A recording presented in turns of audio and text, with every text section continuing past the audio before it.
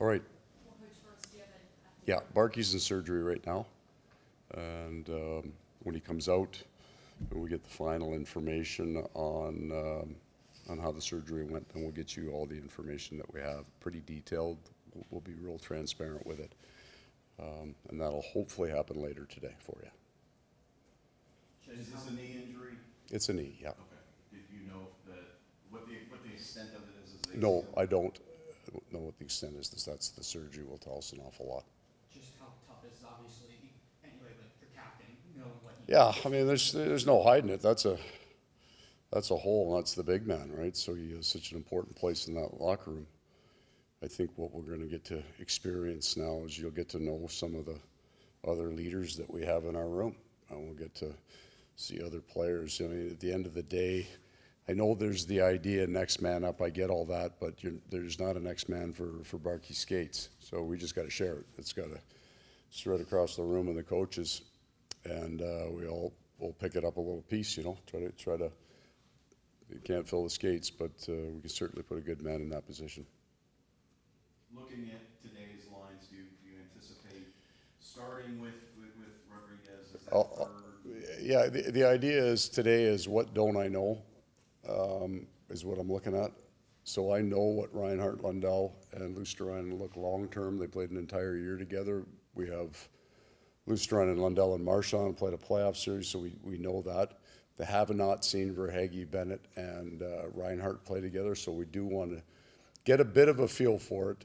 And then I like that idea of Rodriguez, Boquist, and Samoskevich. There's no kid on that line anymore, right? And they each line then looks different.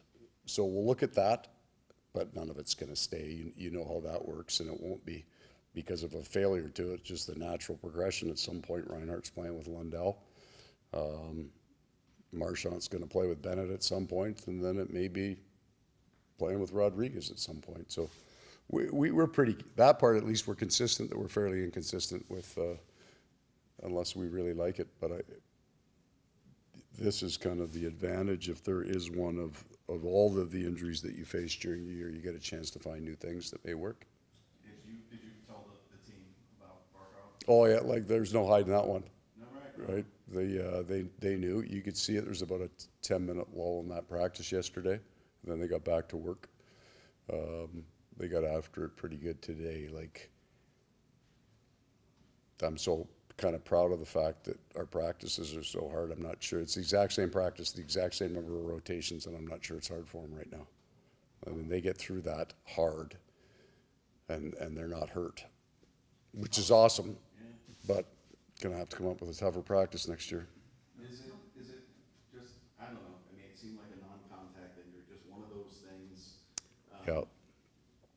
Does that make it tougher that it wasn't a game where somebody's battling and gets hurt? It's just one of those things that happen. That's why you can't bubble wrap guys. Like the idea that you keep them out of games and you save them at times. It can happen in practice. It can happen anywhere. You know what? You are looking for silver linings. Last year I thought was such a mental grind the entire year, and then Barky broke his finger in the Ranger game, the second last game of the year. He broke his finger. So when we left the rink that night, Dave DiNapoli says, well, he's going to get it checked out, but there's a chance it needs a pin in it. That's 6 weeks. That was a kick in the teeth.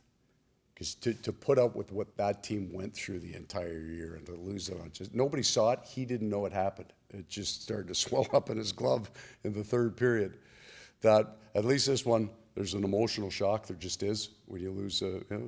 With Matthew, we've had time to kind of process it. We understand, and then this happens. There's, you want to happen, might as well happen early so we can deal with it and learn a bunch more about the players we have. Are you going into it that Barkov is not going to play this? Against Chicago? Let's just start there, and then Addie's going to give you all the information you need later today. Paul, just your center depth overall, obviously Barkov, no set. Just where do you feel like your group is at in terms of up the middle? I got two guys playing the wings right now that I know for a fact can play the center ice in the NHL very well. So Sam Reinhart came into the league as that. Natu Luosterainen and played here as a center iceman. So we got lots of coverage there. Would you put Reinhart at center? I mean, he did that in Buffalo. Yeah, it's a kind of a cost benefit on that. I know he can do it. I think I've got other guys that can be really good, and I know he's outstanding on the wing. So I think you're going to everything's possible, George, but it wouldn't be the first place that I looked. But he can do it. I know it. I mean, he can play defense if he needs to. Well, how much of the sports science have any idea? You guys have gone to a lot of months. Yeah. 3 years. You played more games than any team in 3 years span. Right. NHL history. Guys break fingers, guys hurt. Yeah. That sort of thing. When it's something that looks. No, I mean, What Barkov is good this. no, I guess what's the it's just concern? not. It's just not. And we know for a fact. His numbers were off the charts. He felt great. It's 20 minutes into the first practice, and we hadn't even gotten to anything heavy yet. He's not breathing hard at that point. It's a fluke play, right? None of these, no six injury, they're not overuse injuries. They're just fluke things that happen in pro sports. Any other question? Well, don't walk around. You get 1 day. You get 1 day to be sad, then tomorrow I want everyone to be happy, all right? Well, what was last night like for you? I mean, It was sad.